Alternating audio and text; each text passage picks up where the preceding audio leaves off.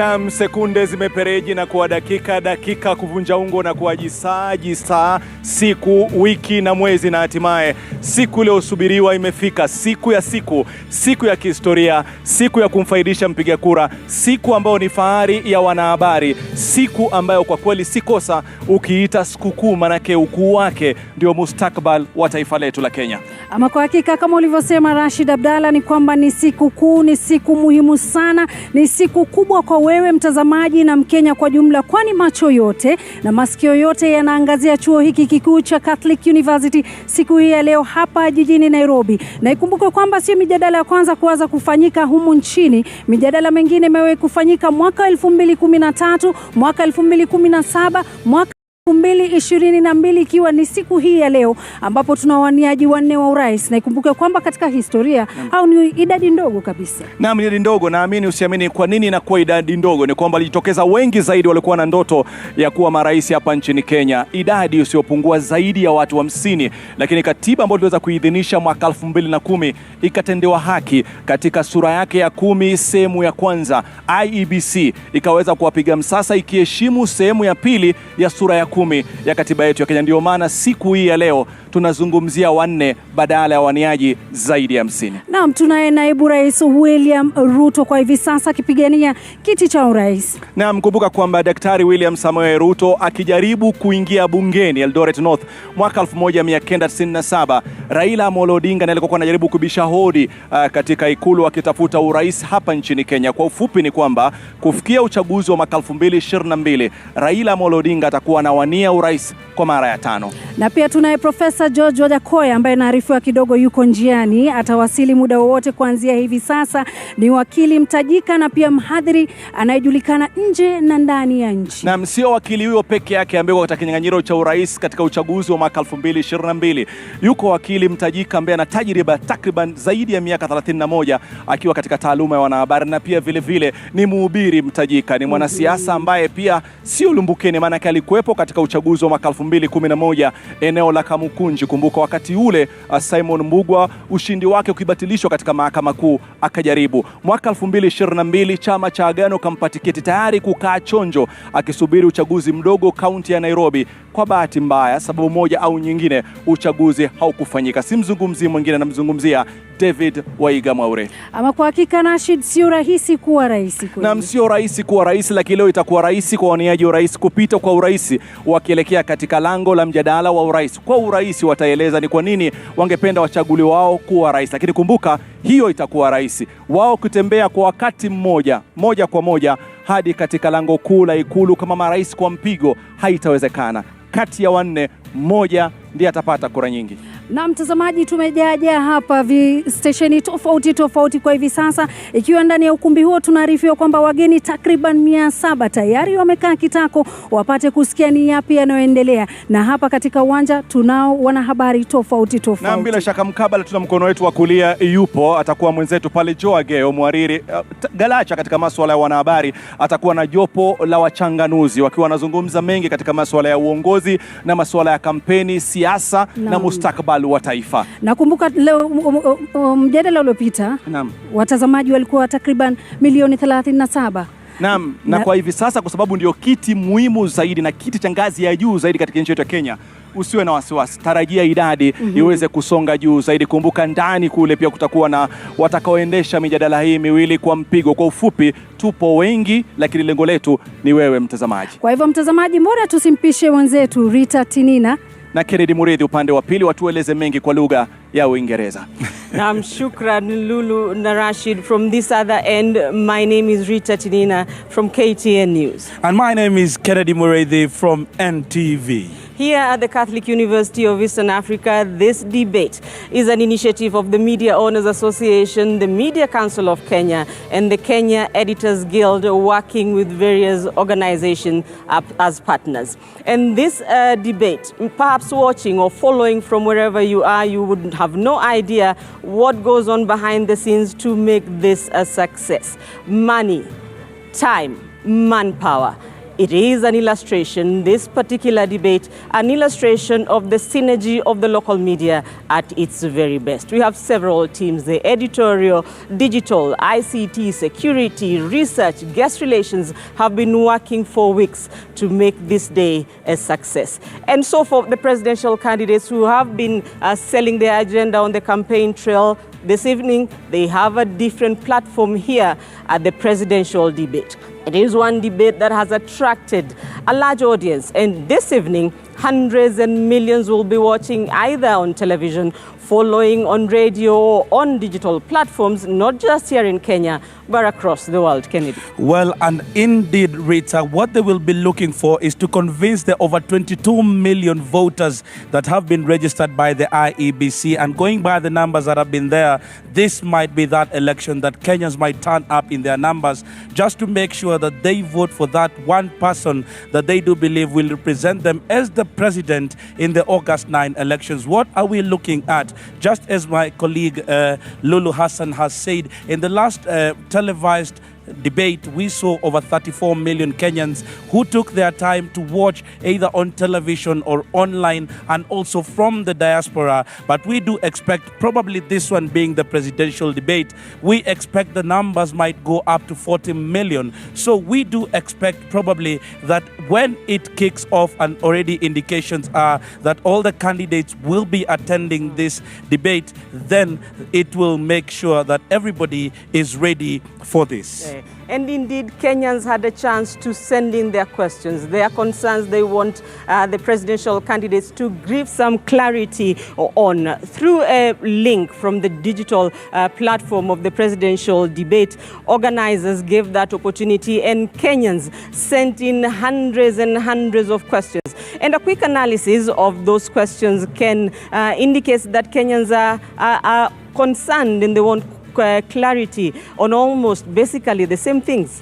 Well, there are two key things that have turned out into this election. That is corruption, and also the question of the economy. How do we turn around the economy? And these are some of the questions that might be turning out with the moderators, as they will be making sure that they prod the candidates as they turn out. There's the question of the cost of living, where people believe that it has gone up. There's the question of quality education. Also, there is the question of making where people want to know how this government is going to speak to the needs, or the incoming government is going to speak to the individual needs that are there. Remember, also there's the question of quality health care. And indeed, this first debate that we are expecting to start at 5:30, this is the debate between the Roots Party presidential candidate George Wajakoya and the Agano Party presidential candidate Mwaure Wahiga. This will be one debate to watch out for, and it will be quite interesting. Why? Because these are two presidential candidates whose ideas are worlds apart. You have a professor with radical ideas. On the other hand, you have a cleric and a lawyer. On one hand, Professor Wajakoya, in the Kenyan context, giving ideas that you term unusual. He wants to legalize marijuana. He wants to introduce snake farming. He wants to introduce as well the export of dog meat. He wants those found guilty of corruption hanged, and he wants to introduce a 4-day working week. So those ideas engaging Mwaure Wahiga, whose manifesto sort of compared to George Wajakoya's radical issues. He wants to, among other things, fight corruption mainly through asset recovery. He wants to eradicate, or rather do away with pay as you earn. And I'm told Joe, on the other hand, is ready, and Joe, now give you that opportunity to go on with your panel. All right, thank you very much, Rita Tinina. As Rashid and Lulu would say, ndio ukoko unaalika maua. That is to say, we are here all set, and I'll be having a panel here to look at all those things that these candidates are going to speak about, what they ought to speak about, and later on, we'll actually talk about what they did not speak about. My name is Joe Agayo from NTV, and here in this outdoor studio, we will have pundits here all evening long, and I'll start with introducing them.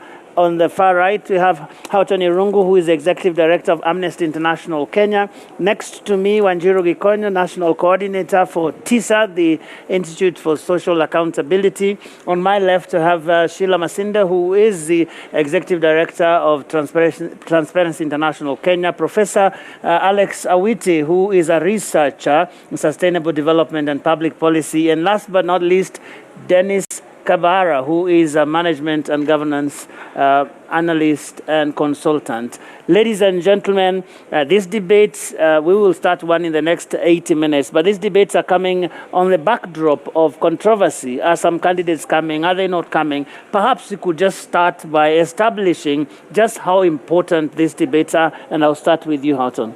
Thank you, Joe. I mean, I think you have to look at this presidential debate from both a historical perspective, but also what this means for the future. And I think the historical significance for me has always been that, you know, there was a time that Africans did not vote in this country, that we had no say, there was no public debate about who would be elected. It was in 1921 that the first election took place. Arabs, Europeans and Asians voted. No African person voted.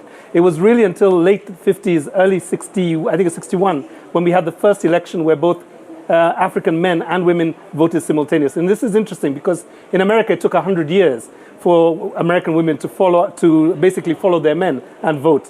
But in the Kenyan context, they voted simultaneously. What happened after that first moment? Multipartyism was disintegrated by the one-party state.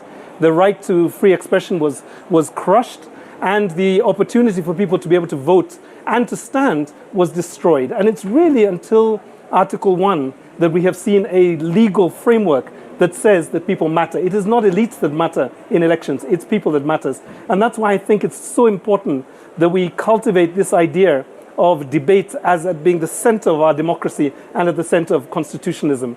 I mean, I could give you five strong arguments. Houghton, I'll stop you there because Professor Wajakoya, there he is arriving because we hadn't expected him until a few moments ago. And Rashid Abdallah is with them. Rashid, kazi kwako. If we are not for, I'm not attending.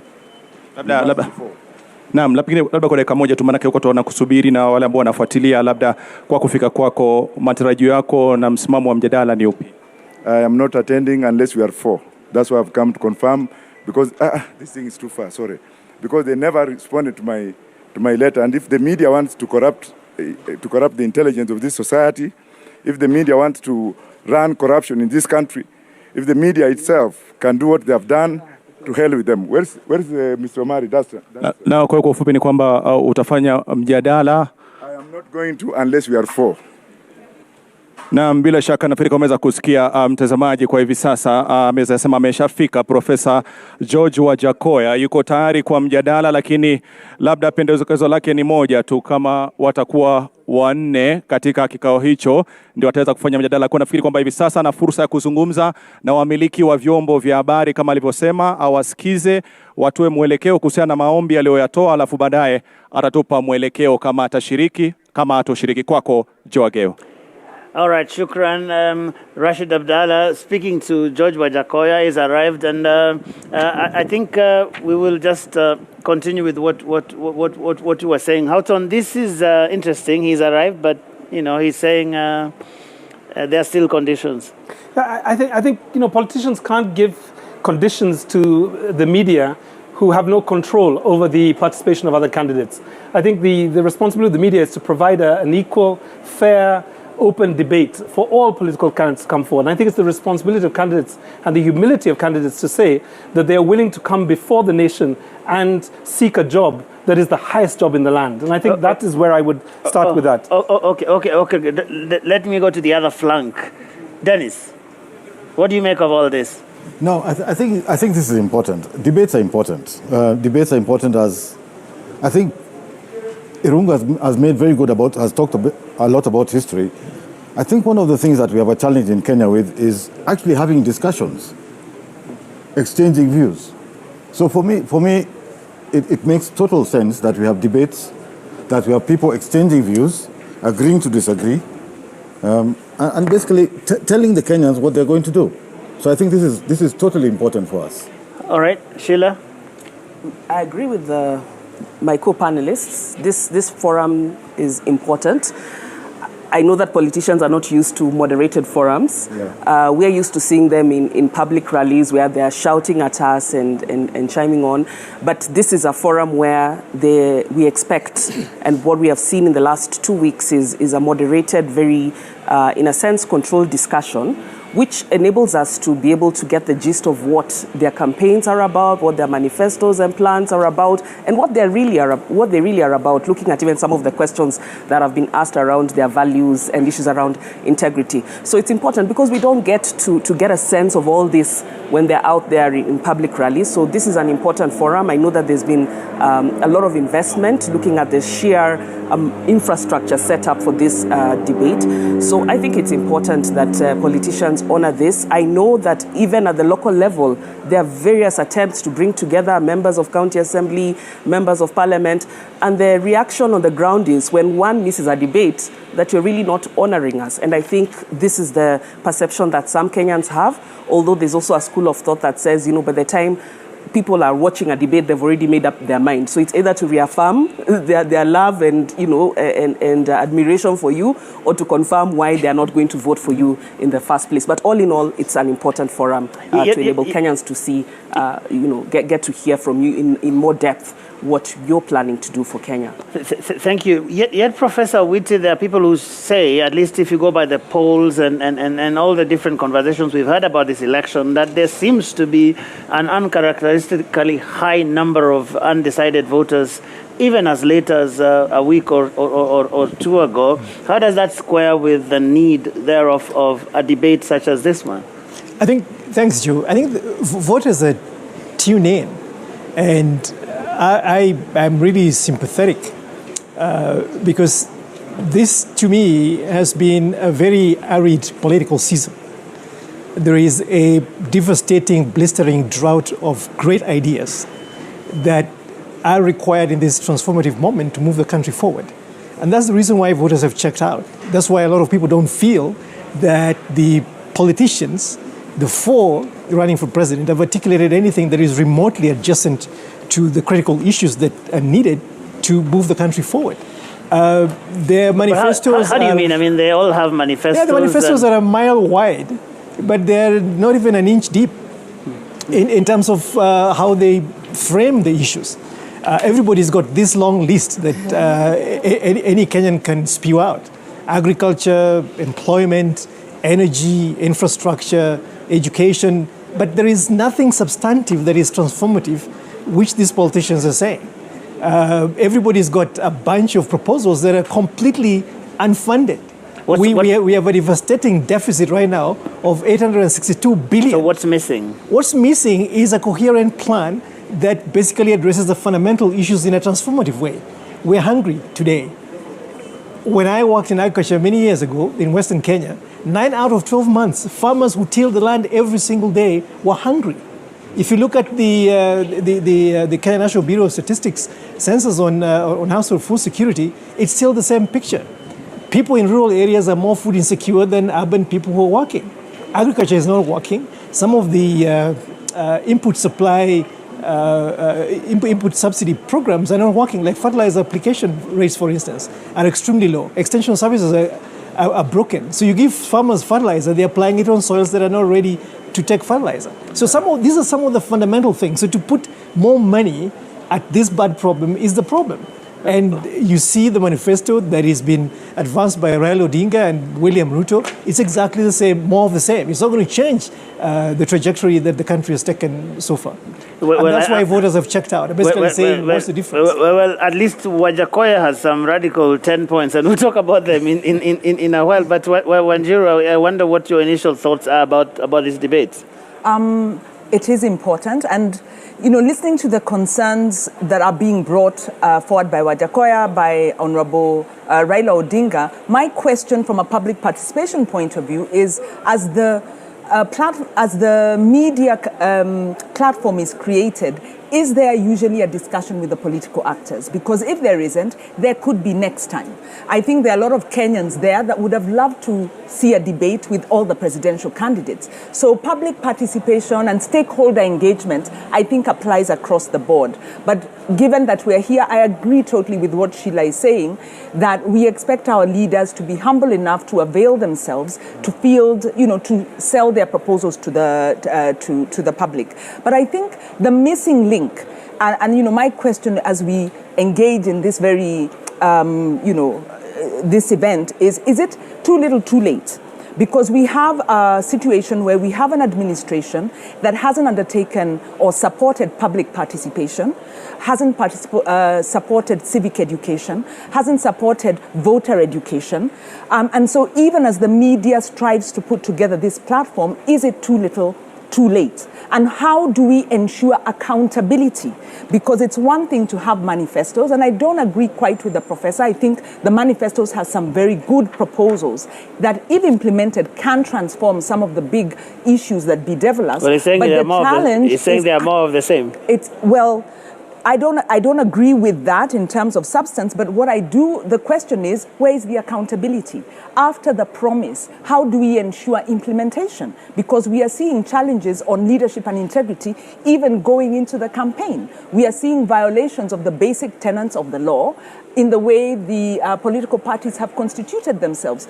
So the challenge to me is, yes, it's good to have these platforms. We need to have them consistently across the board, not just before the major election, but annually we should have an accountability forum, asking the questions, asking the president. But I've heard at least the organizers of the debate, say that the culture is picking up. I mean, you look at different neighborhoods, people are hosting candidates for MCA and different groups, whether it's religious groups, whether it is civil society people. There is this demand of the people who are, seeking different offices to come before the people and explain themselves. It's not just when politicians are seeking votes that they need to field questions. And this debate is questions mainly from the media, who represent really good questions, but these questions should come from the ground. And I totally agree that this needs to be part of the culture. And as Sheila said, all the way to the local level,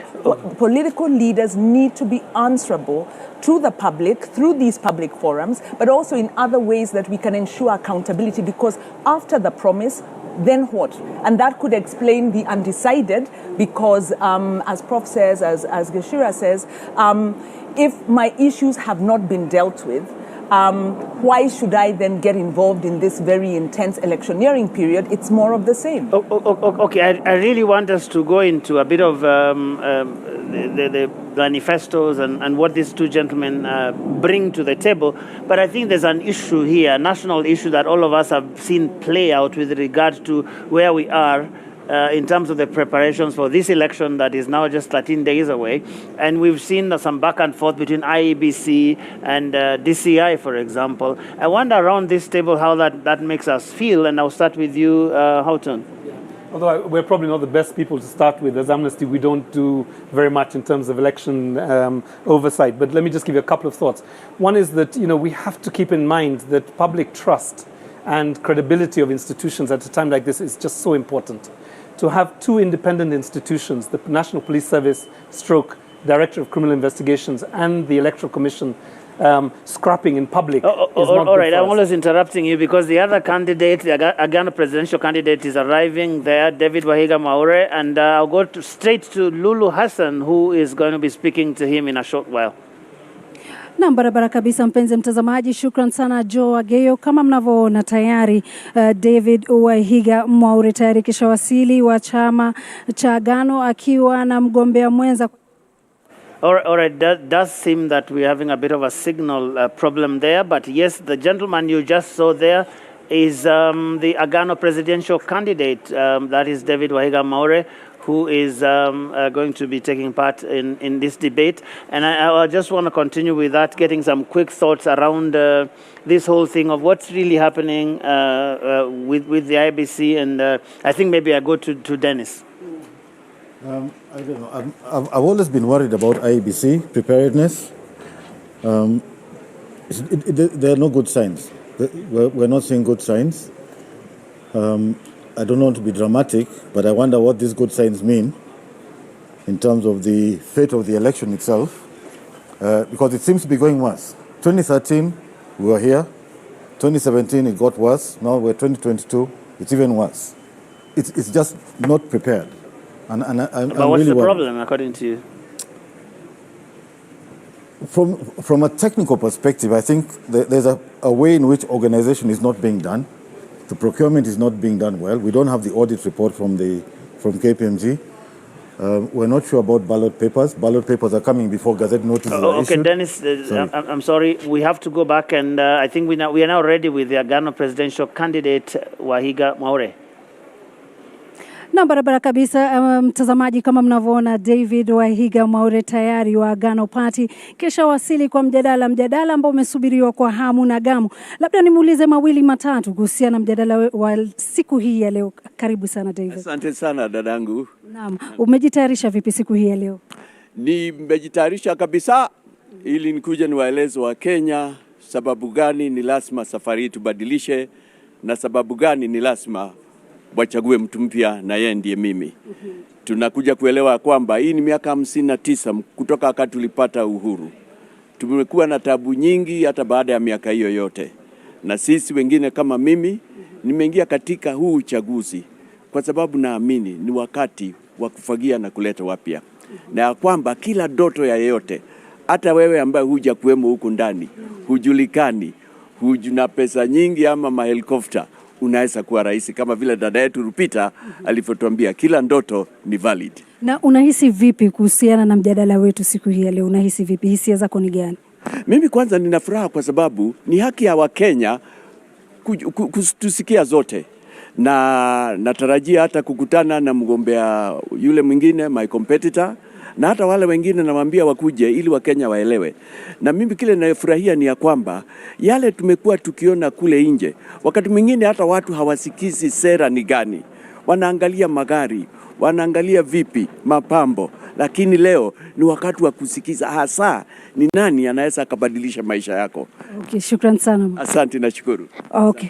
Ndio hivyo tumeweza kumsikia David Wahiga Mwaure akisema kwamba ataeleza sera zake kwa upana zaidi, akitumai kwamba yule mgombea mwenzake ambaye ni mpinzani wake wa Jakoya atakuwa yuko naye katika jukwaa lile. Ni mambo ambayo tunasubiri kuona mtazamaji, lakini kwa hivi sasa moja kwa moja na kurudisha kwake Joa Geyo endelee na wachanganuzi. Shukran, Lulu Hassan. So the Agano presidential candidate is in the house, and we will have to wait for that because the two platforms couldn't be more different. But we were talking about the IEBC preparedness and the back and forth we are seeing with the DCI. Dennis, I don't know if you had finished your thoughts. No, for me, it's not the management problem. I think IEBC now presents for us a political and an economic risk. Wow, that is big. What are you talking about? It is. The uncertainty behind all these preparations, it's no longer about management and procurement. We're now talking about, are we going to have an election? Are we going to have an election that is successfully executed? Are we going to have an election that is not disputed? These are now political and economic risks. I think that's where we are. Prof? So, Joe, this is a historical problem. This is not just IEBC. The previous electoral bodies have had these same levels of institutionalized and government engineering competence because of what elections mean to our governance process. We've not had free and fair elections since 1992. This is not a disputable fact. I think the only credible election we had that we believe the outcome was 2002. So what IBC exhibits today is a comedy of errors in many respects and institutional incompetence at a colossal, catastrophic level. One scholar of governance called Land Pritchard talks about governance in capability and talks about isomorphic mimicry, where we've created an institution that mimics that which should be a functional institution that runs election. In every sense it looks like, but it doesn't function like one. So I think that in many respects, if you look at the last 4 elections, we've created a system where IBC is kind of a an arm of government that inserts itself in diverting and subverting the will of the people.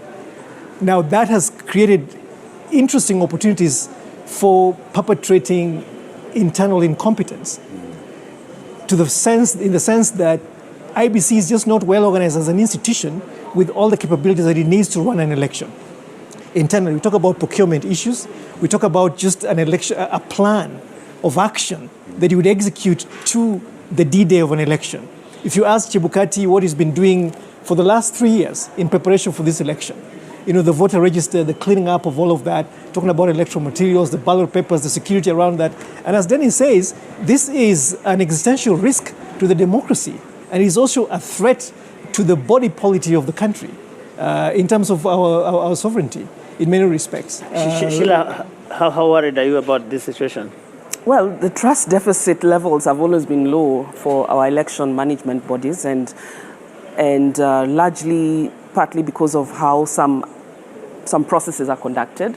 Key among them is procurement of key strategic materials. That must be something you follow keenly. Yeah, from we follow. TI. Yes, we follow that keenly. And one of the things that we had urged IBC earlier on is, in the spirit of open procurement, because we know the problem of procurement in this country. It is actually the center of corruption. Most corruption in this country emanates from public procurement. And so the interest that then the procurement of these strategic materials, so the ballot papers, the technology has, it meant that there needed to be an attempt to ensure that there was open communication throughout. Because when you're looking at some of the claims that were made, was it 3 weeks ago, coming from politicians, it comes from that whole organization of procurement.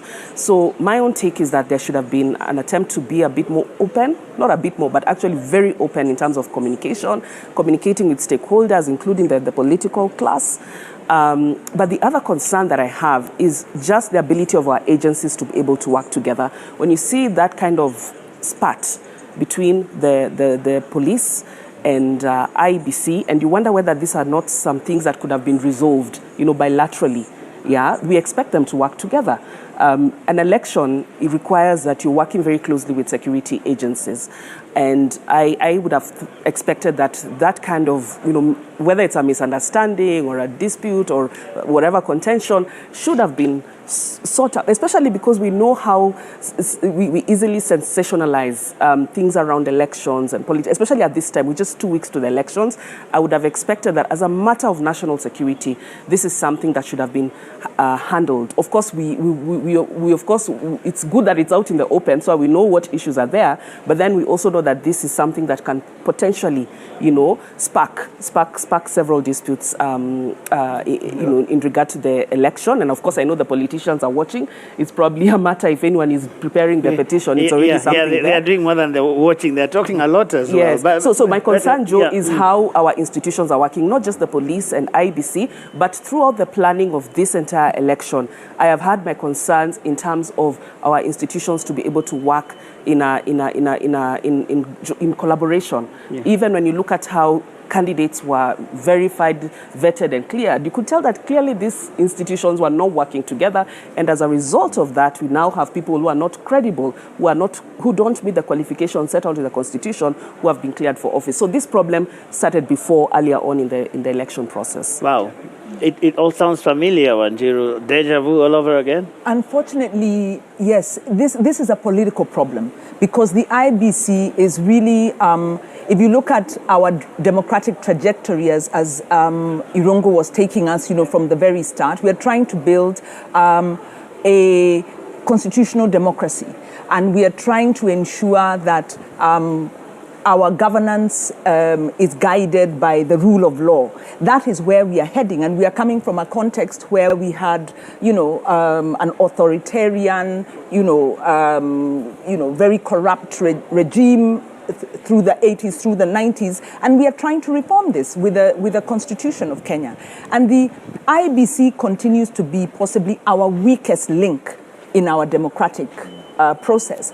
And I would say this is a political problem, because the IBC was not fully constituted until very recently. Last year, yes. Until last year. And that was a failure on the part of, you would say, it's the political leadership.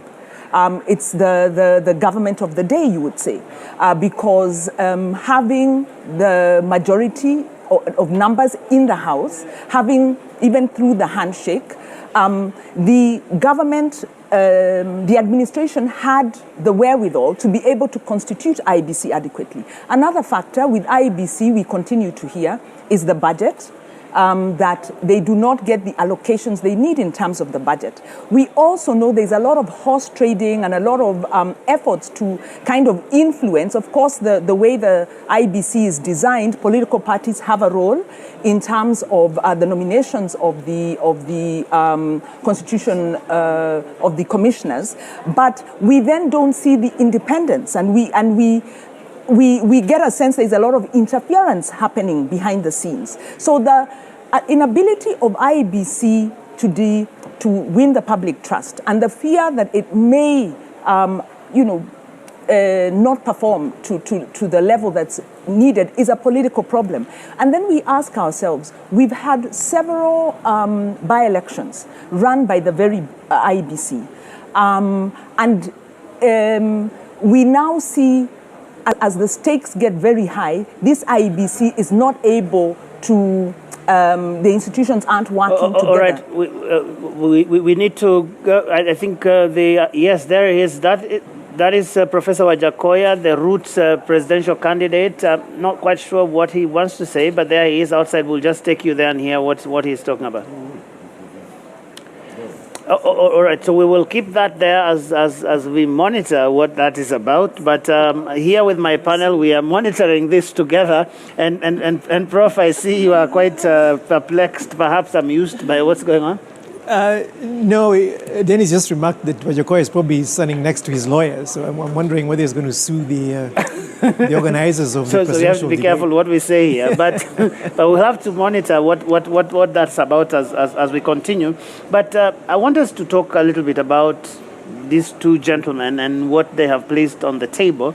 And it is interesting, we're watching Wajakoya just now, and he has this thing that he calls a 10-point manifesto that has all kinds of things there. There is cannabis that has taken the country by storm, the whole conversation, and he has some people call it ganjanomics because he has all these figures around it, and he has things like hanging the corrupt, he has things like shutting down the SGR, suspending the constitution, and selling all manner of body parts of hyenas and related things. I wonder what the thinking is, first overall, what his approach has been, Dennis, to this campaign, Professor Wajakoya. I think for me, actually looking at all the manifestos, I think for me, what he's doing is he's saying, think out of the box. Let's think out of the box. Some people say it's throwing out the box. Some people say it's throwing out the box. I think it's, but in a way, and I think I've seen one comment about this, he's saying, let's think about ourselves on a journey to self-reliance. So all these ideas he has, hyenas and snakes and so on, they're all about generating revenue. It's about self-reliance. So for me, that is his message.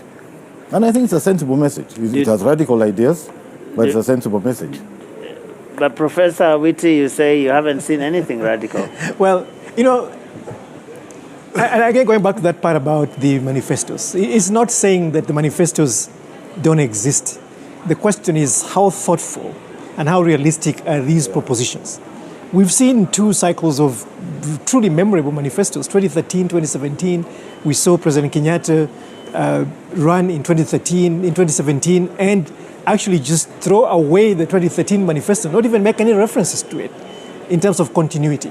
And we've seen him govern from 2017 to now, not even paying attention to any of the ideas that he put forth there. So I think sometimes I just tend to think that they're not even worth the paper they're written on, to the extent that there's no real commitment by these people and there's no way to hold them accountable.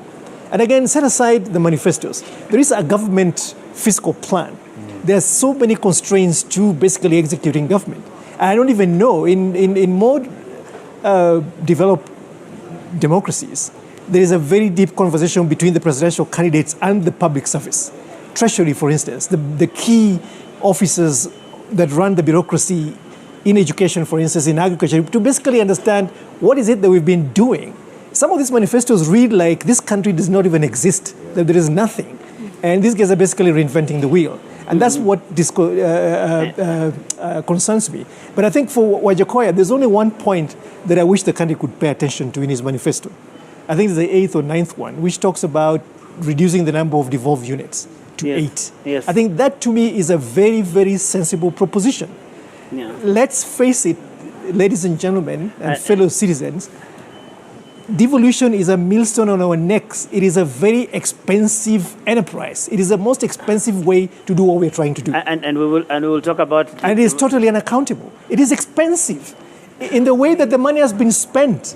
And we don't even see it. Go to the counties and see the money is in recurrent expenditure. You could spend the money in different ways. Now, the biggest problem is holding the governors accountable. The county assemblies don't hold them accountable. So you can take the money, spend the money in a different way, and get real results for the citizens. Now, you don't agree?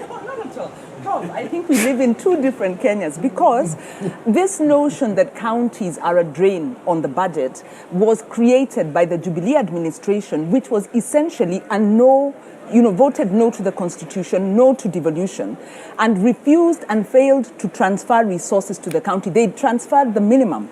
At present, with a higher allocation to counties, you're talking about something like 332 billion to counties against a budget of 2.7 trillion. So how is devolution the drain on the neck of the country? The other thing around devolution is, if you look at the extent to which counties have been able to improve agriculture, for instance, during 2020, when the country stopped, agriculture was the only function that continued to sustain the economy of Kenya. Now, these are facts, these are statistics, that it was the one sector that, continued to hold up the GDP of the country. So devolution is a political exercise because it brings power closer to the people, and it also helps in the distribution of resources because Kenya is very unequal. The challenge with devolution is accountability, like you say, but accountability cuts across the board. But isn't it, Wanjiru? I mean, what I see is where Wajakoya is saying that we just reduce the number. Well, the issue is, don't talk about units. Let's talk about representation, because devolution is about two different issues. No. The purpose of devolution. Okay, one Kenya is unequal, so none of us here will disagree that we have to distribute resources equitably. So you have to have an equitable share. But then the other side of that is, where do citizens decide, and how far away do you want the decision to be from the farthest corner of Kenya? So the issue is with whether we have 47 counties. We now have the regional economic blocks that allow these counties to come together and then come up with, the economies of scale and the efficiency. So let us not deny Kenyans the ability to elect their MCA and hold their MCA to account at a level that is close enough, because we've had enough of centralized government. We want more decentralized government, but we want accountable centralized government. So I think on that, devolution is not just about economics. It has assisted economics. If you look at even the increase in property prices, the expansion of services, devolution has assisted that. But there is also a political exercise, and there is Article 1, citizens say, self-governance. You can't have that under centralized government. Joe, let me just jump in, because every time I jump in, It's a debate. It's a debate. At least now you're sure. All right, just very briefly, yes, yeah. We just want to do a check on what's happening with the registration, but it's fine. You can make that come. Okay, so that was a light touch. I mean, I think the thing that we have seen in both of their manifestos, which I think have been interesting, is the focus on anti-corruption, right? So that's the area that they do agree on, but their prescriptions are very different. So I think with the Agano Party, what I saw was a lot of language around, how painful, how onerous, corruption and impunity is, but very few legislative and policy prescriptions and, I guess, programmatic shifts, right? The one thing that I think is interesting there is this idea of shifting prosecutorial powers to the Ethics and Anti-Corruption Commission. So we will come and have a fuller conversation on this. I just want to remind our viewers who are watching this all across the screens in this country. We are live on TV and even online following these historic engagements that we have in this country every election cycle. And right now, many people are already arriving here, the audience being properly vetted. And I want to cross live to Kennedy Mureithi, who is standing at our registration desk just to check what's happening there. Is everybody in now? Because we'll be starting this debate in another 45 minutes or so. Kennedy, what's happening where you are? Well, thank you, Joe, and quite an interesting panel you're having there, discussion. And here on this other side of the registration desk, there is an outpouring of Kenyans who want to watch this live, and they are already being cleared from the registration. There are hundreds of others that are being cleared from the other side where there is the main gate as they come in, and there is also a provision for where they will be sitting as they wait for them to be called on. And there is a serious number of officers who are doing this particular job as they wait to clear everybody that is coming in. But we are having their head, Madam Doris Tanui, on this side, just to give us a glimpse of what is happening and who are you clearing. Are you giving an opportunity for those people who are coming here for the first time, or it is by invite?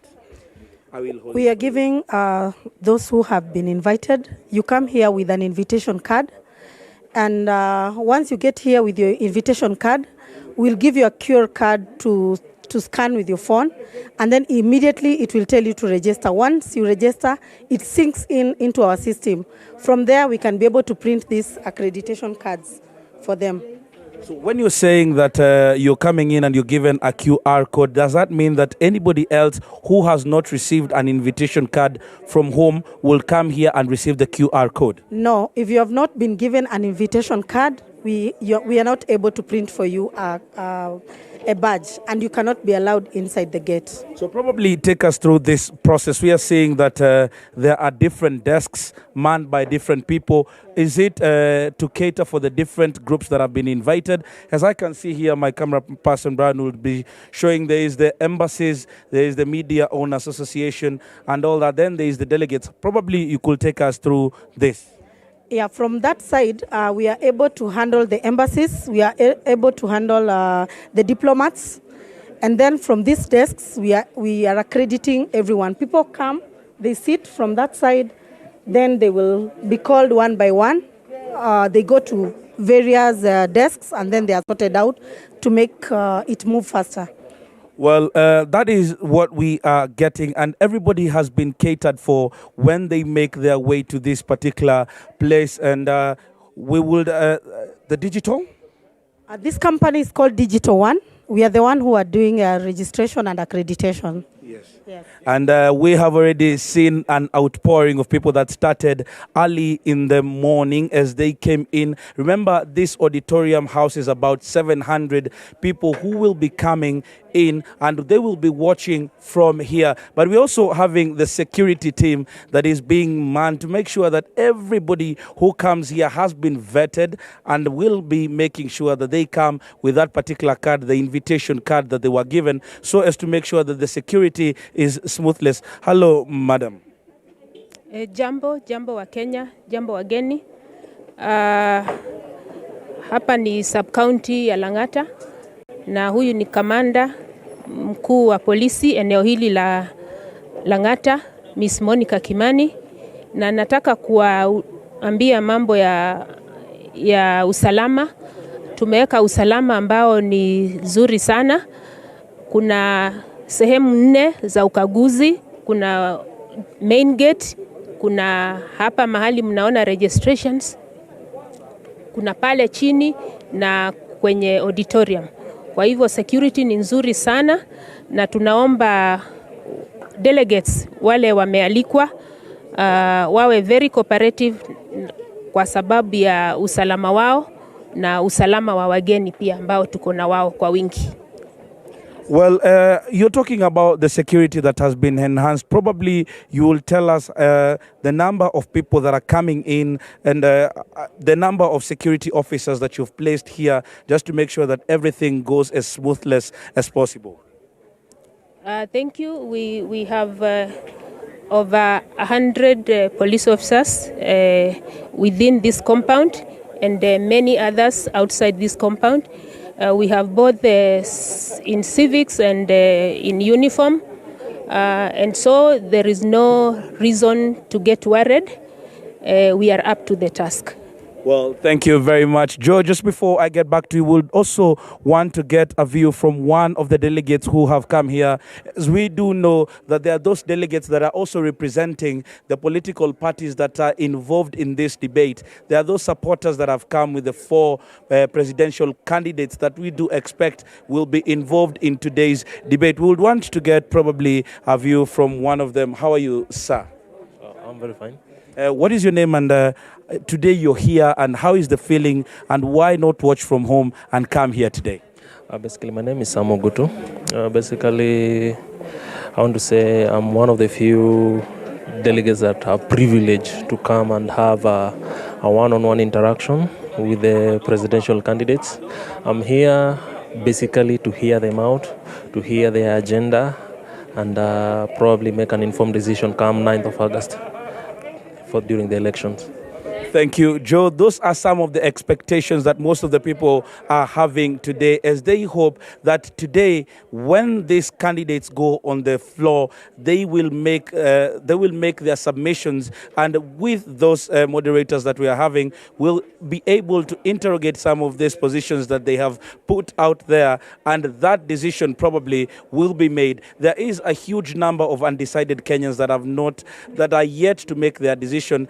And there are those that will be willing to cement their positions today when these debates go on. Right now, I take it back to you, Joe, to continue with your panel discussion. All right, thank you very much, Kennedy Morethi. They are speaking to various people involved in the registration. We've seen security people there. We've even seen some of the delegates who are arriving. And that is to say that the debate is just minutes away now. At 5:30, that's when the first debate kicks off between Professor George Wajakoya. We've seen him here already. That is of the Roots Party, and the Agano presidential candidate, David Wahiga Mwaure. And I have my panel here. They are still here. They haven't left. And as we were talking, there was a whole conversation about Wajakoya and his federal system sort of proposal. And then there was a bit of fireworks flying here. I was almost getting my helmet, but still I had you making a sound likely to suggest you wanted to say something. Yes, you had me right, Joe. Yes. On the issue of Wajakoya's proposals on devolution, I agree with Wanjiru in regard to caution in terms of how we deal with the issue of devolution, but particularly because for me the wastage is across all levels. It's both at the national level and also at the county level. And obviously there's a question around accountability that some people say we devolved all the bad manners to. Yes, we did. We did devolve corruption. We had warned about that many years before the county governments were formed in 2013. And I think we focused a lot on at the national level, even when you look at our institutions responsible for addressing and oversighting in regard to accountability, they're focused at the national level. And I go back to the question around resourcing for our institutions which are responsible for oversight. And we talked about this when we're talking about IBC, but it's not just IBC. When you go to the Ethics and Anti-Corruption Commission, the ODPP, the judiciary as well, which is responsible for, is at the last point of the criminal justice chain in terms of listening and hearing and determining, adjudicating corruption cases. They do not have adequate resources to be able to fully perform their mandate to our satisfaction. And you can see that the problem of corruption is quite huge. I think right now as we speak, we are experiencing the highest cost of corruption. But we have not matched our institutions with the resources that are required. But if I can also just speak to the issues around what these candidates have in their manifestos in regard to addressing corruption. Wajakoya talks about the death penalty. Yes, hanging people. Yes, I'm a bit cautious on this because we also know that we're in a country which respects the right to life. Life is, you know, we when you look at our constitution and our laws, and for me, I've always questioned that. Okay, I've seen other countries which do this, but then in that case, you're not really. You know, we want those people alive to get the real punishment in prison. I want the person who was recently we had, was it 2 years ago, someone was sentenced to 67 years in prison. I want them to spend 67 years in prison. Well, it's running to for see election, the thing but that's a story for another day. That's a story for here. We'll talk about it as well. Because we need to hold our leaders accountable for these people who are coming to debate here and telling us that they are fighting corruption, but they are still giving tickets to people responsible for corruption, and then you tell us that you want to fight corruption with people who have been responsible for corruption. And those are the things we need to call out some of these people for. But so I question Wajakoya's proposal on this. And then for Mwaure, you've seen that as you have said, his emphasis is on recovery of assets, which is important because I've not seen people talking about monies that we have lost, billions of shillings stashed out there in foreign countries. I saw that you already wrote a letter to some foreign governments asking for support in terms of, you know, tracing and repatriating that money back into our economy. This is important. Not very many people are talking about this because we are struggling as a country with our economy, inflation, and we really this is a time we need all those resources that have been stashed out there to be brought back to be able to, you know, bolster our economy. So I agree with him on that. He's also talked about revisiting some long-lasting corruption cases, KEMSA, the KENREN and NYS and others which have not been resolved. I think this is important. Just be cautious as well. There's always cautious because even as president, we also expect that he will respect independent institutions. Exactly, because the institutions responsible for investigation that's where I was going and prosecution. With that. How viable then is it for a candidate to really come and tell us this is what I'm going to do about corruption? I mean, in the face of what you're talking about, because we have the EACC, we have the DCI, all of this DPP, everybody doing their bit within this whole chain. What is the president going to do? I mean, the current president famously said, some people now say infamously, munataka nifanye nini jameni? Well, there's a role that the executive also has to play. That is important, you know, even in terms of, because one of the things that we have struggled in this country is political will, you know, and even just, you know, how are you able to call out your people in government, your colleagues in government who are responsible for corruption? One of the promises of the Jubilee administration 10 years ago was that they would ensure that people who have been indicted for corruption do not hold public office. But then how many people have we seen continue in public office even after being indicted? So those are some of the things that we see. So it's a political will that is really critical that we need to see coming from the presidency. And there are many other roles that the presidency plays in terms of fighting corruption without necessarily going into the mandate and influencing independent institutions. Then is there are platforms here. So they are gonna for Wajakoya, the most outstanding thing about fighting corruption is of course kunyonga hao, which Sheila has a more complicated name for the death penalty or capital and whatever, but it's really kunyonga watu, isn't it? With him. He said he's going to hang them with him. Yes,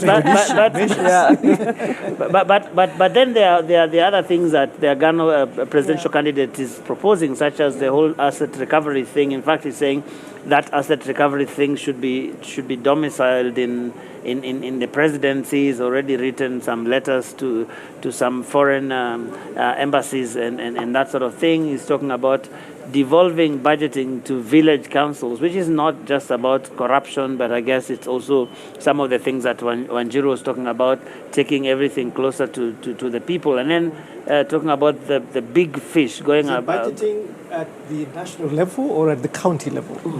At the village. Devolving it beyond cascading it further to the villages. So that is devolve funds going to the villages to make budget proposals about their priorities. Yeah, like they do in Makueni. Yeah, that's how they do because their his budgeting. proposal on one of the proposals, at least on devolution, is that the allocation to the counties will be 40%. Right now, of course, there's a whole debate whether it is even 15 or 12 or 10. We really don't know many times, but he's saying he's going to make it 40 and 10 out of the 40 is going to go directly to this, that's these village councils that he's talking about. It's easier said than done because you see, we already have the sub-units within counties, the sub-counties.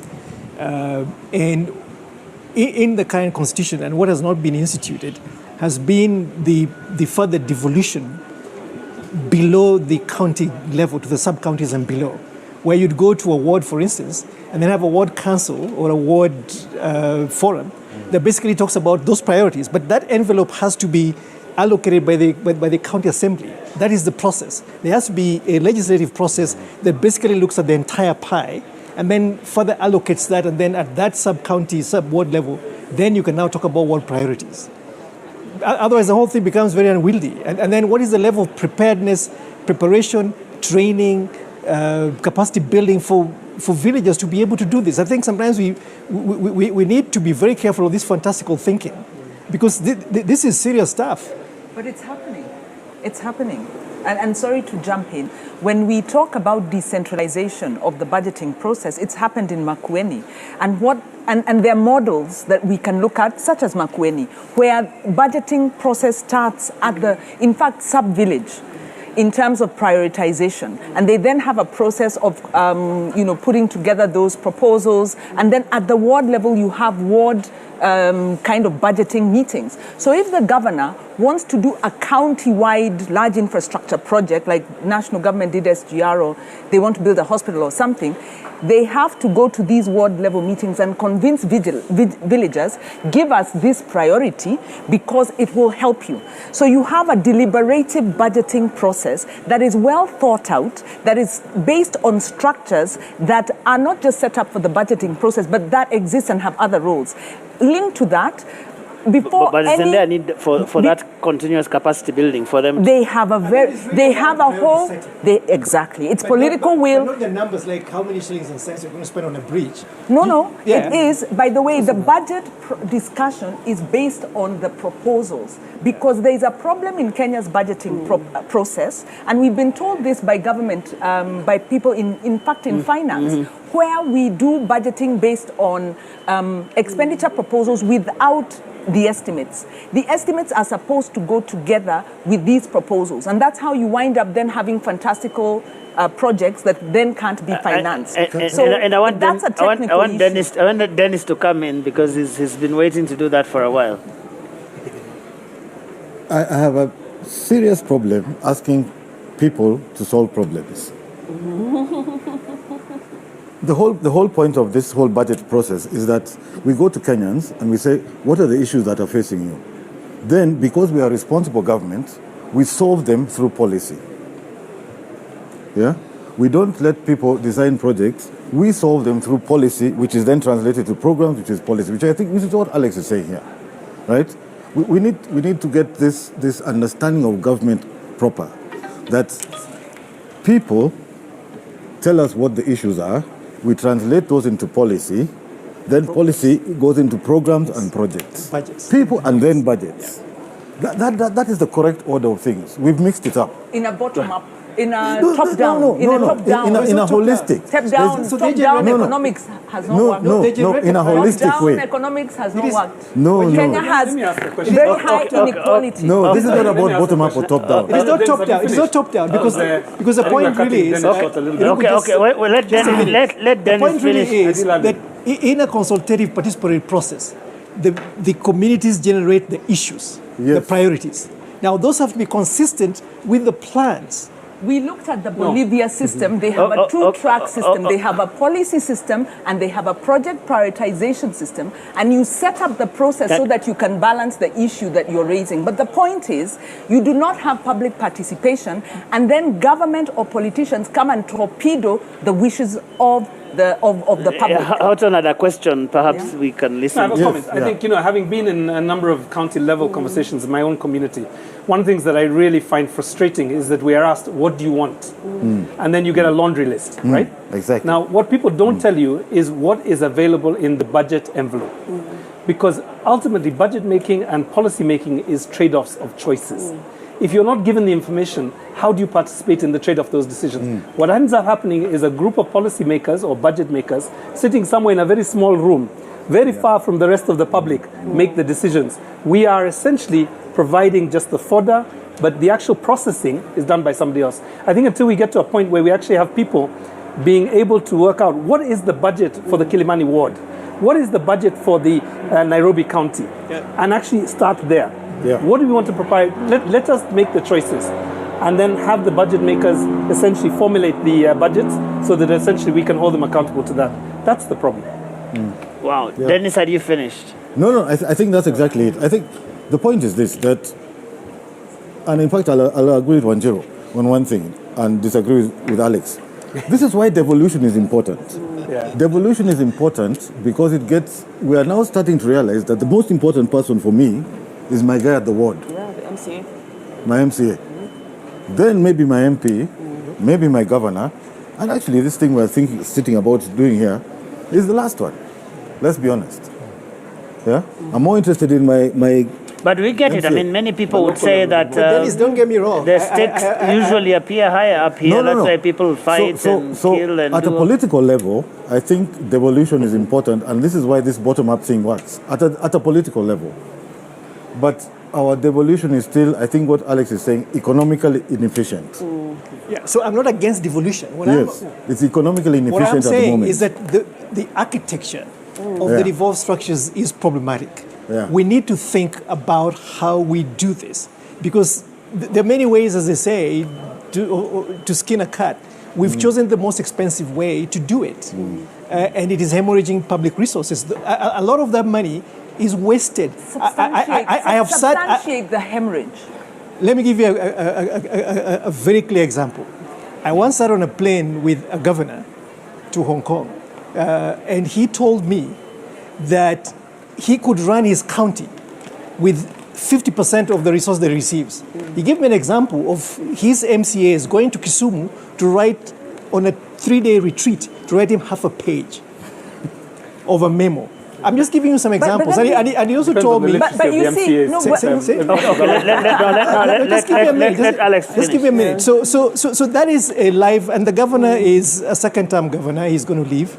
And he told me that this is a shared perspective by many of his colleagues, that the process of checks and balances and accountability are still very weak in the current phase of the regime of implementing devolution. Now, what I'm talking about is we need to strengthen that. I'm not against devolution. I'm really for more money to devolution. What I'm saying is that we just need to be very careful that it is still very early days and we need to strengthen those structures of accountability, but also the execution capacity within the counties. A case in point is that you have a CEC and one chief officer to run agriculture, no extension support.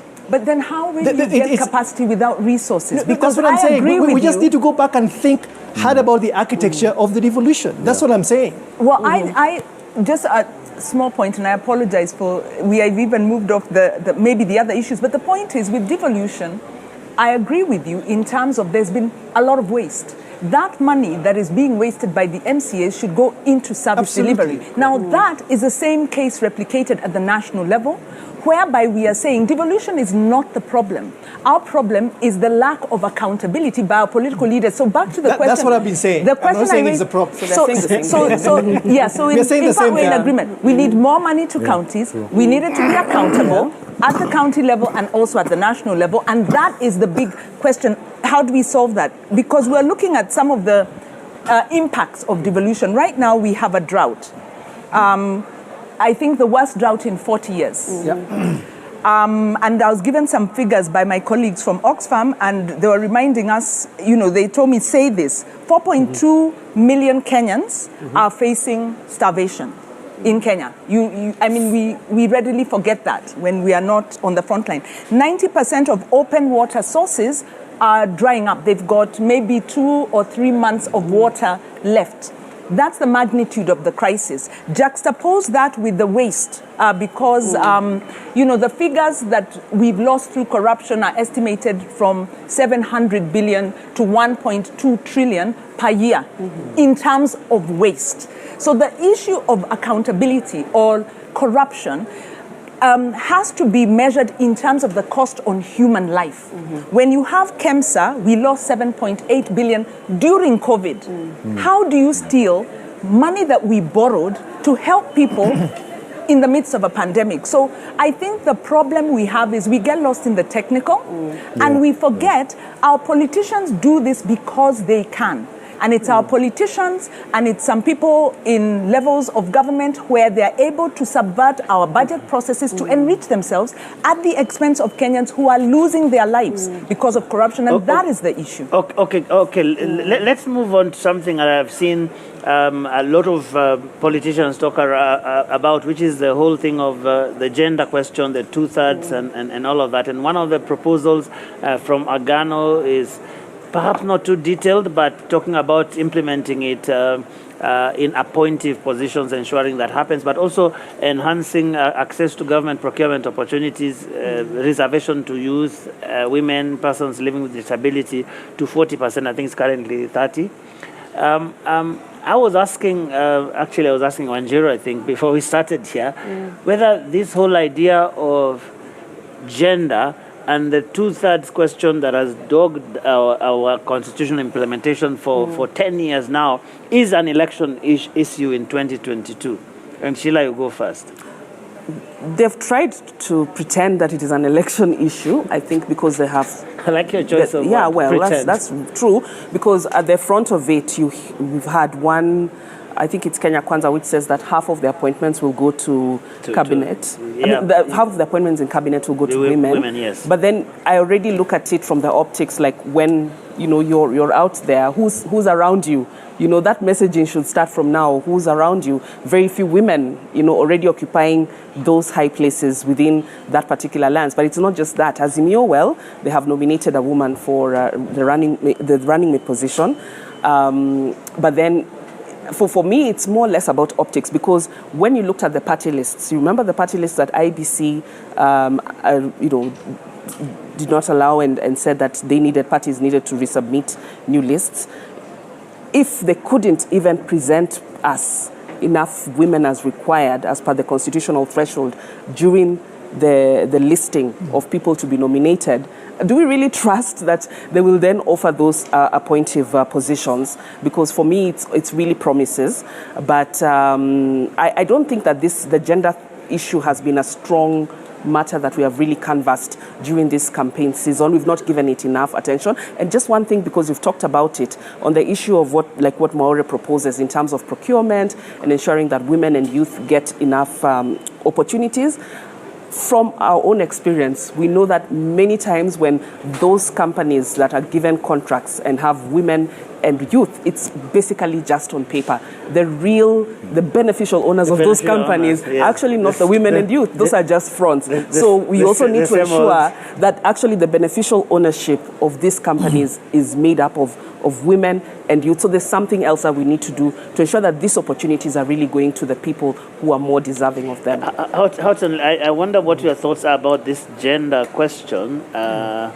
I remember when you came and found me here, and you were wondering whether I was about we're going to be a manel, yeah? No, I was about to stage a protest. It was only a manel, right? So, fortunately, we have two very, very articulate women on the panel, as well as the three somewhat articulate men. No, I think there are a number of issues. I think the political representation of women is critical, right? And it is not even a matter for debate. It is a constitutional threshold that we must meet.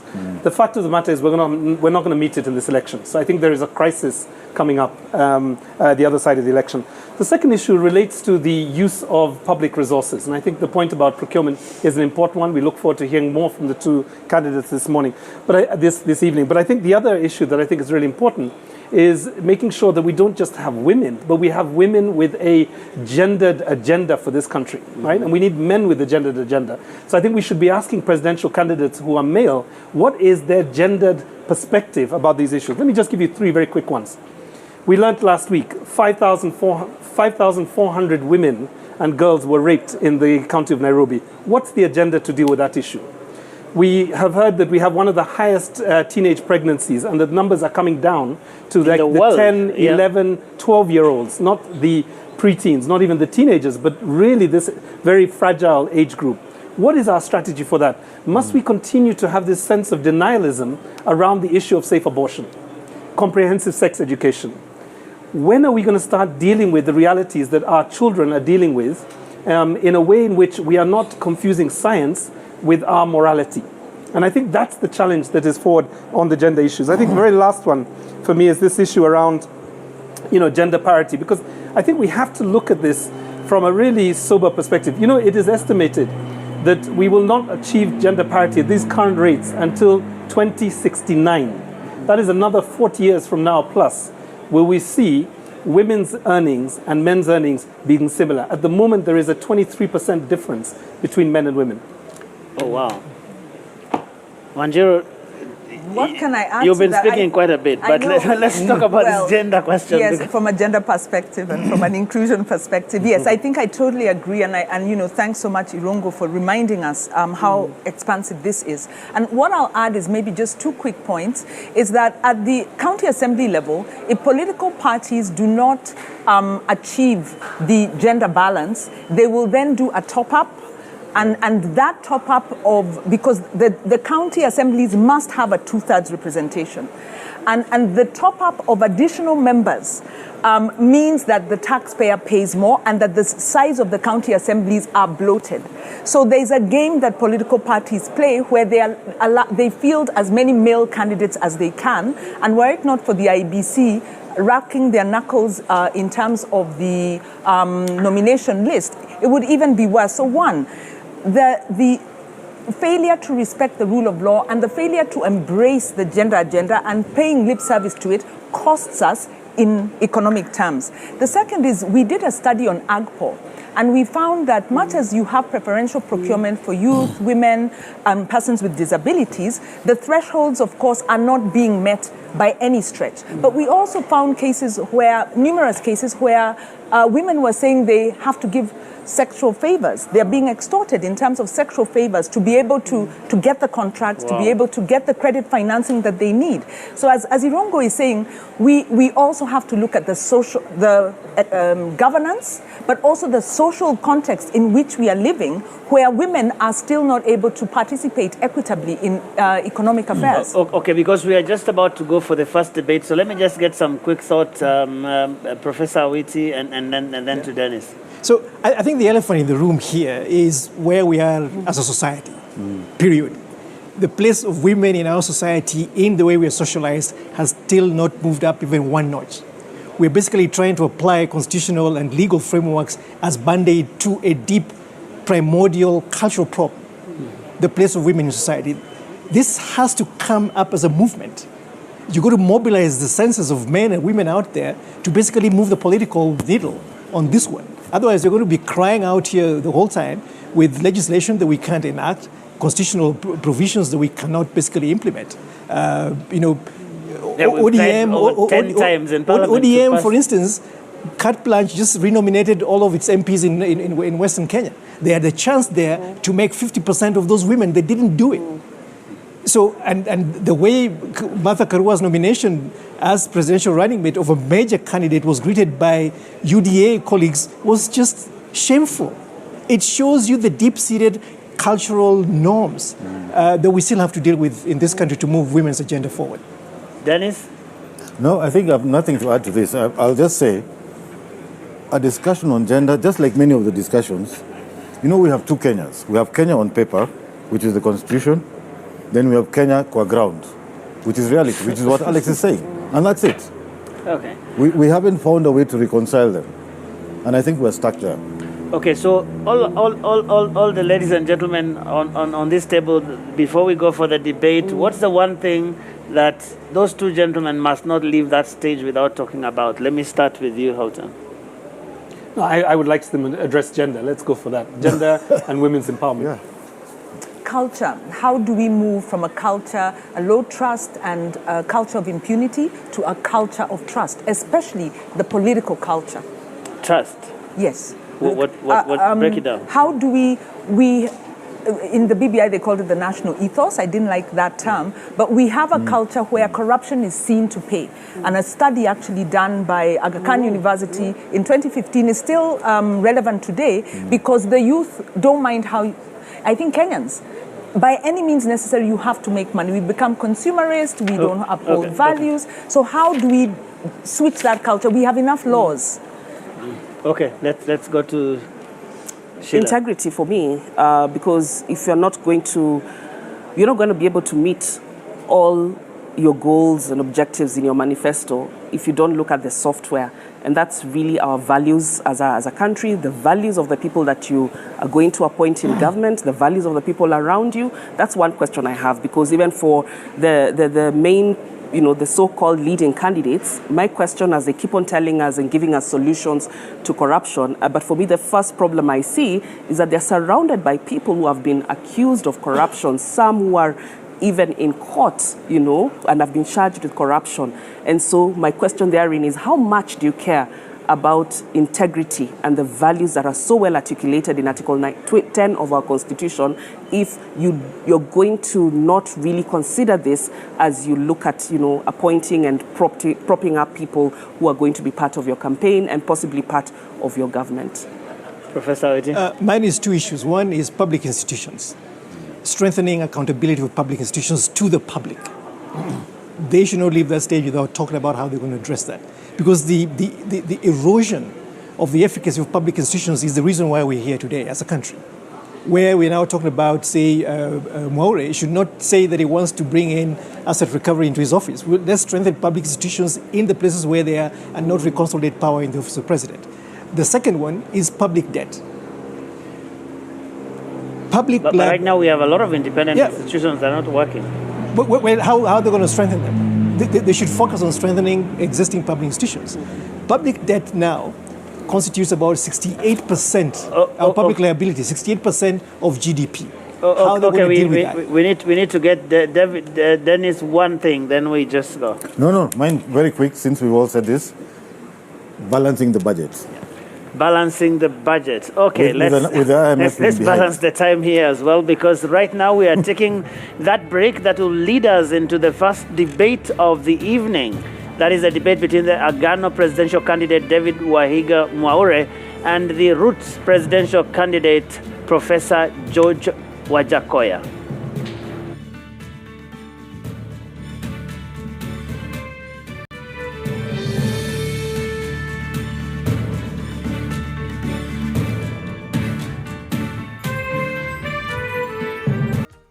Linda familia na marafiki dhidi ya magonjwa.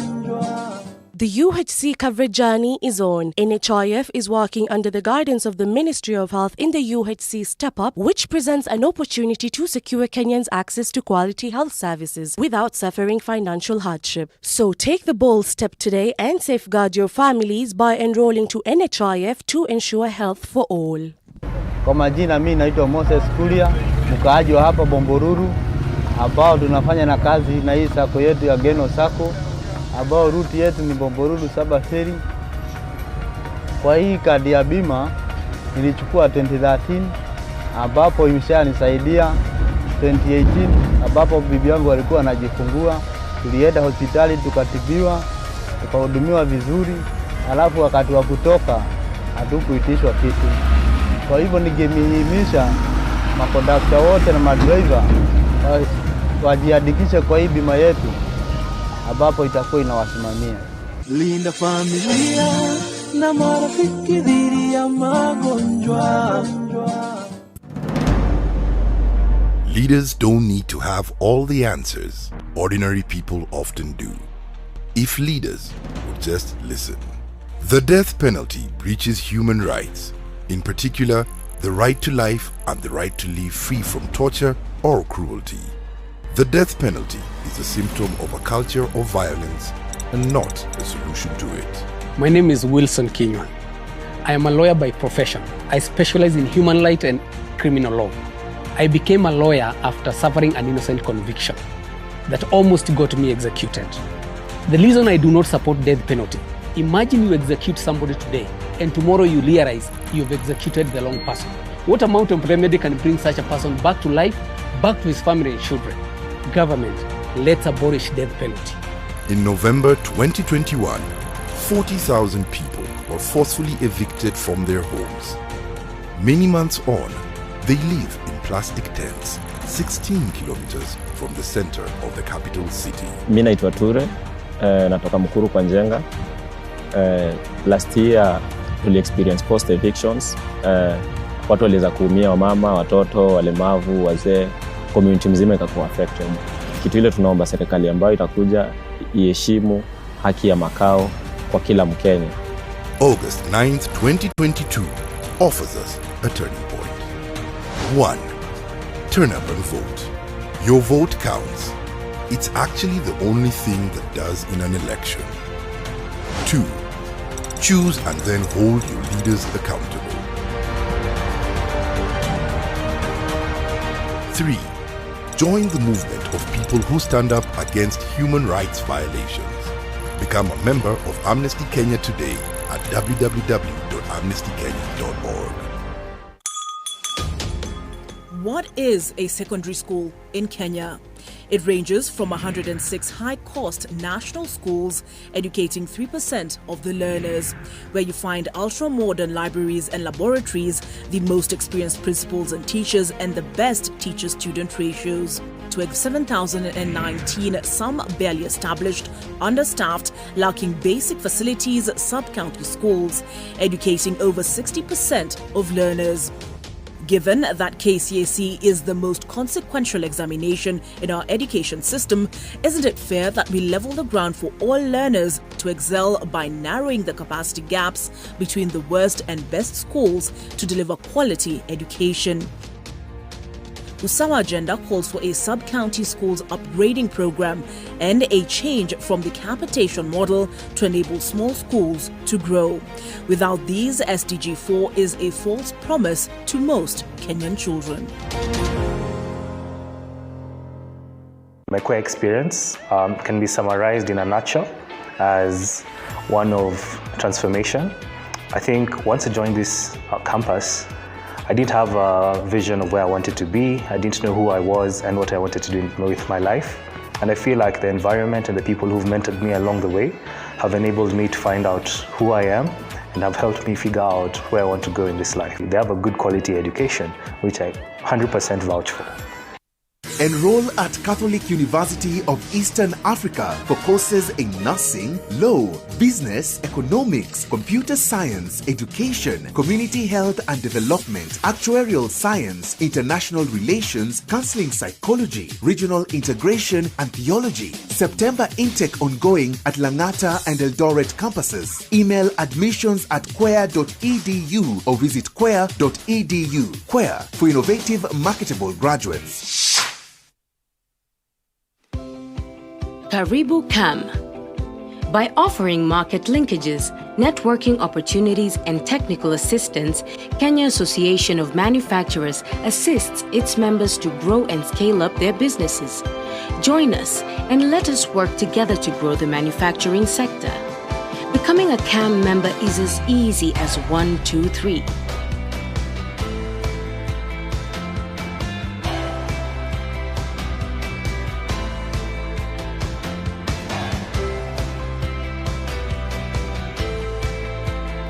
Kenya Association of Manufacturers, driving global competitiveness.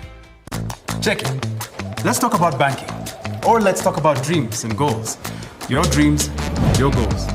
If you're like Louise, you value doing biz with ease. Or maybe you're like Dan,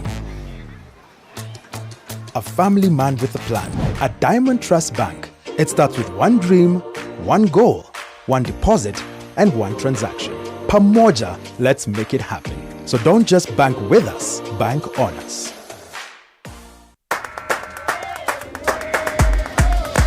Najivunia sana kwa Mkenya kwa sababu ni nchi ya amani. Naweza tembea Kenya yote bila kusumbuliwa. Kenya is one country that is most admired because of marathon runners. Our culture is one of the best in the world. Nashukuru kwa sababu ya demokrasia tulionayo. Kenya ni nchi bora, yani yapendeza tu.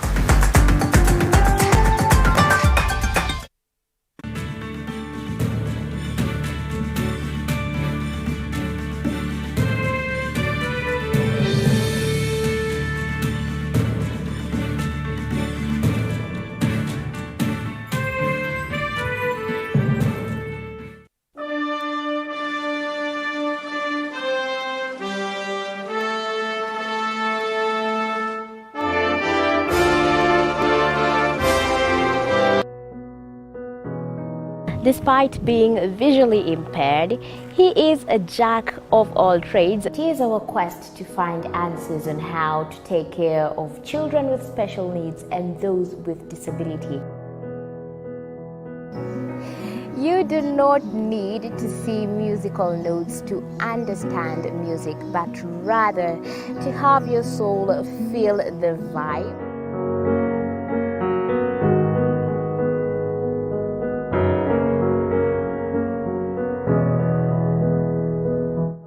Actually, for us to make a wheelchair, we have to take measurements of the user. After doing my assessment, I get to know the parent, I get to know the heaviness she's carrying. Disability comes at different stages of life.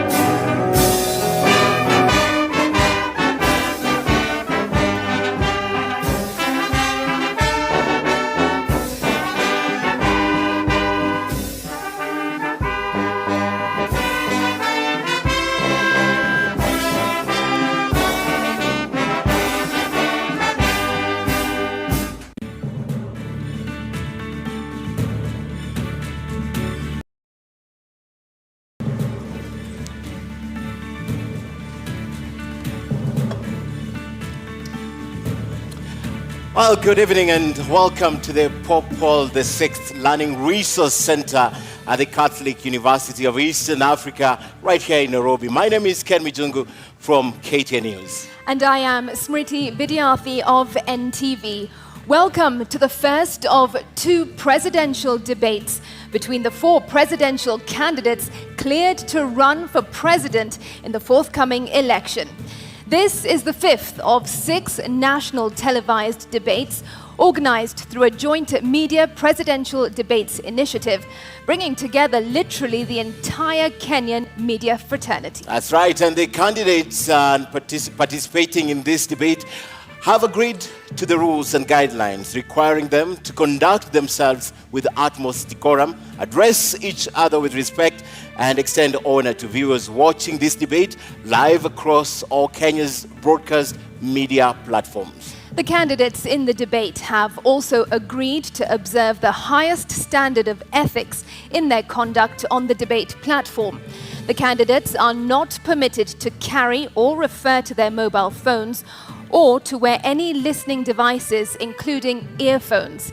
A medically recommended hearing aid is exempted from this rule, but luckily we have confirmed that none of the candidates is on a hearing aid. And once again, ethics and guidelines also remind the candidates that they shall not carry to the debate platform any written material, whether books or journals, manifestos or articles, including even handwritten notes. Now, each candidate will have 2 minutes to make an opening statement, 2 minutes to answer a question, and 60 seconds for a rebuttal. The topics have carefully been selected after a thorough assessment of the state of our nation and the sentiments of the regular Kenyan voters in various parts of the country. And in line with the debate rules and best practices. Now, the questions we shall be asking tonight have not been shared with any of the campaign teams. Neither were they discussed or even formulated in conjunction with anyone. Now, the questions are entirely our very own. An invited audience seated right here in the auditorium has also agreed to the debate rules. They have been fully briefed that cheers, jeers, or any other form of noise is not permitted during the debate. We, however, make an exception now as we request the audience to help us warmly welcome Professor George Wajakoya and Mr. Wahiga Mware to the stage.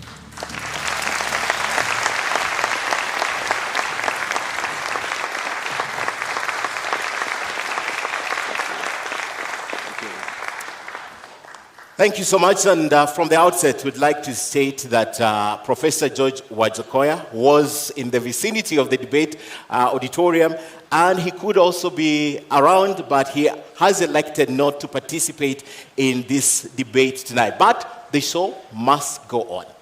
That's right. Welcome, Mr. Wahiga, to this debate. Thank you for honoring your invitation. You have 2 minutes to make your opening statement.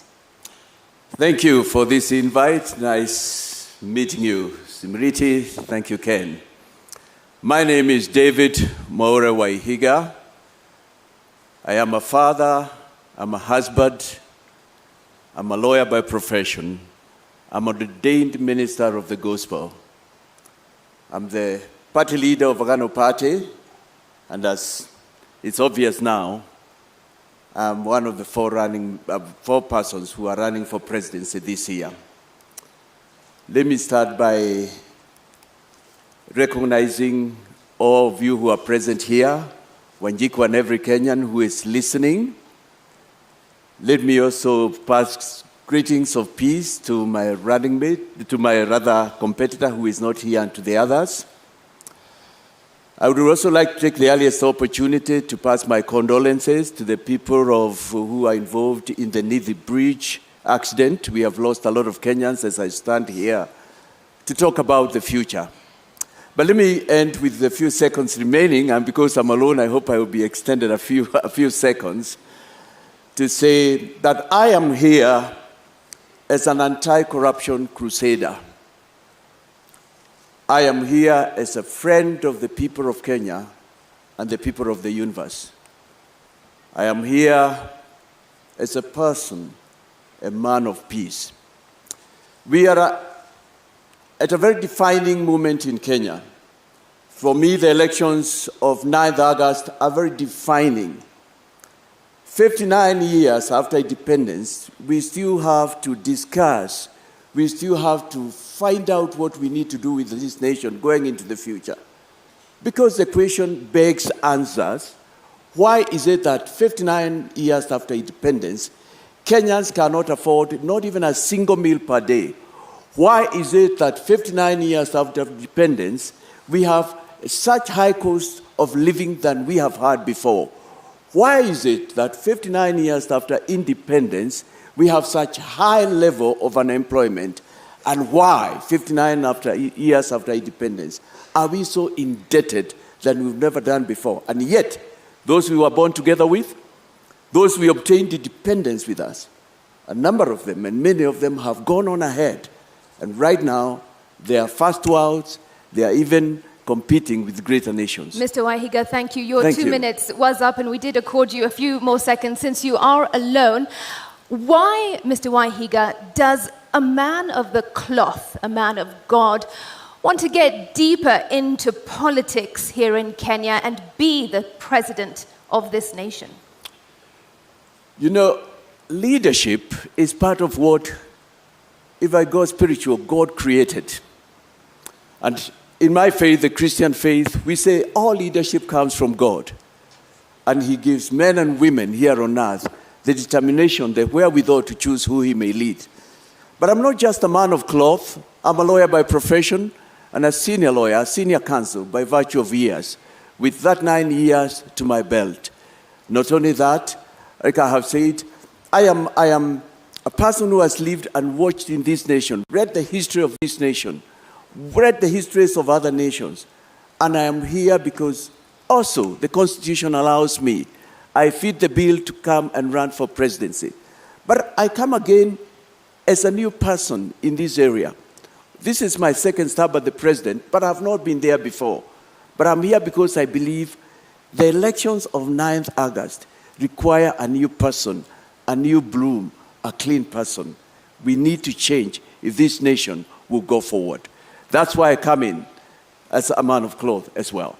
Mr. Waihiga, the reasons you give